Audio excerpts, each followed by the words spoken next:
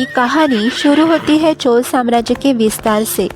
चोल साम्राज्य एक प्रमुख साम्राज्य हुआ करता था जो कि दक्षिण भारत में स्थित था।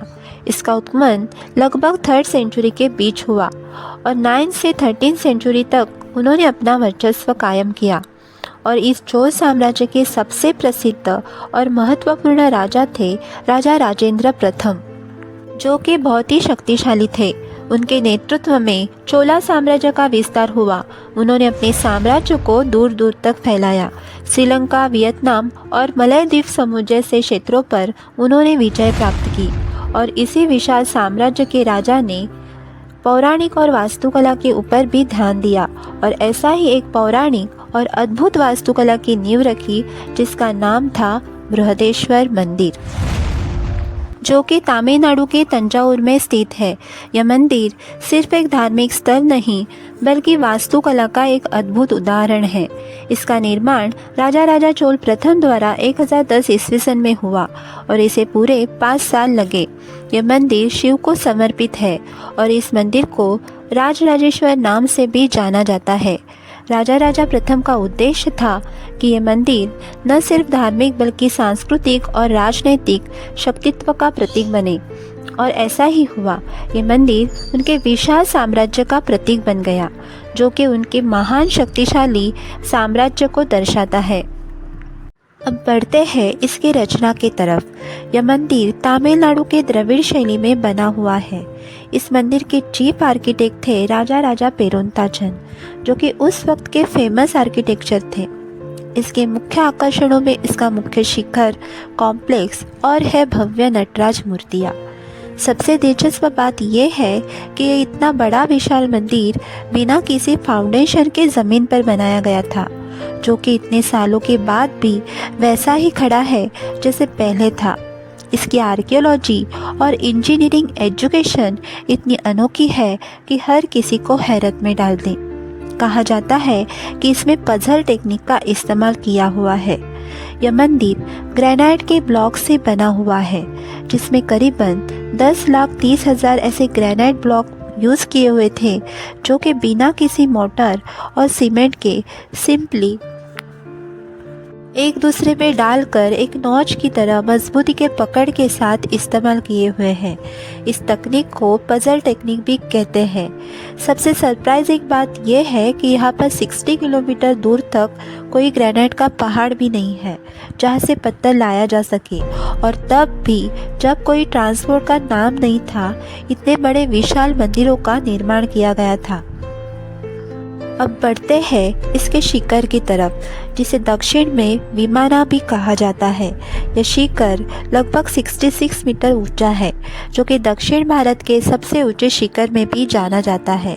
इसका शिखर मंदिर की भव्यता और ज़्यादा बढ़ाता है और इसके ऊपर एक कलश स्थित है जो कि लगभग 80 टन है, जो कि सोचने वाली बात है कि इसे किस तरह से इस मंदिर के ऊपर चढ़ाया होगा।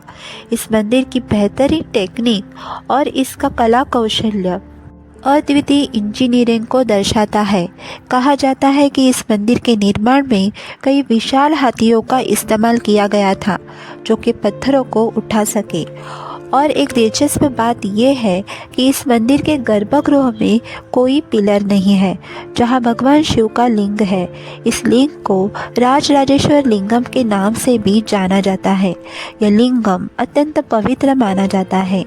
मंदिरों के भीतरी भागों पर नक्काशी उकेरी हुई है। इस मंदिर में नटराज की मूर्तियां भी उकेरी हुई मिलेगी तथा महाभारत और रामायण के संबंधित बातों से जुड़ी हुई नक्काशियाँ भी देखने को मिलती है। इसकी नक्काशी भी एक आकर्षित वास्तुकला को प्रदर्शित करती है। इस मंदिर का निर्माण बिना किसी आधुनिक तकनीक के सहारे किया गया था। यहाँ पर 3 ऐसे एंट्रेंस हैं जिसमें कारागिरी की गई है।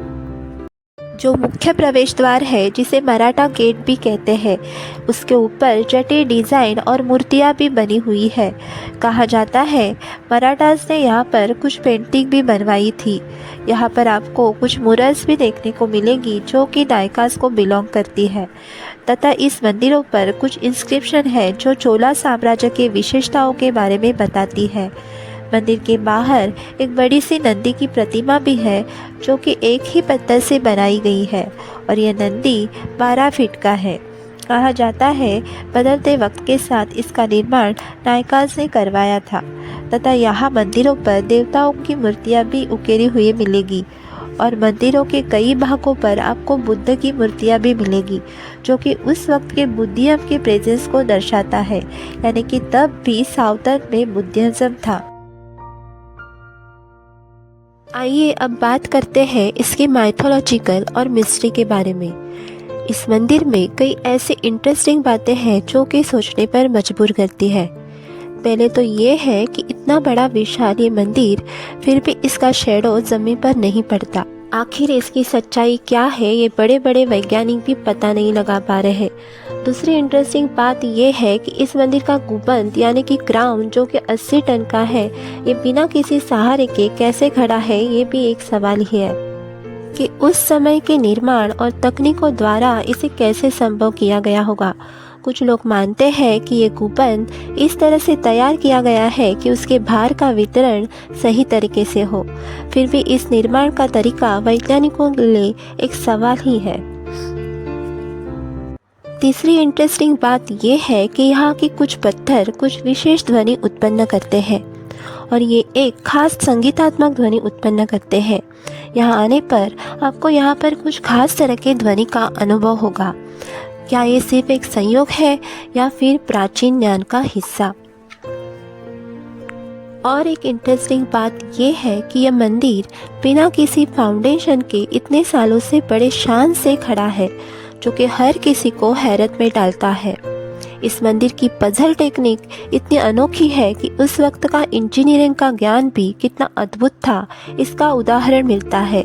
इस मंदिर में और एक इंटरेस्टिंग बात यह है कि इस मंदिर का उत्तरी द्वार का बंद होना। अतीत में इस द्वार का प्रयोग सिर्फ उन स्तरीय राजाओं और पुरोहितों द्वारा किया जाता था, लेकिन आजकल इस मंदिर के द्वार को बंद किया गया है।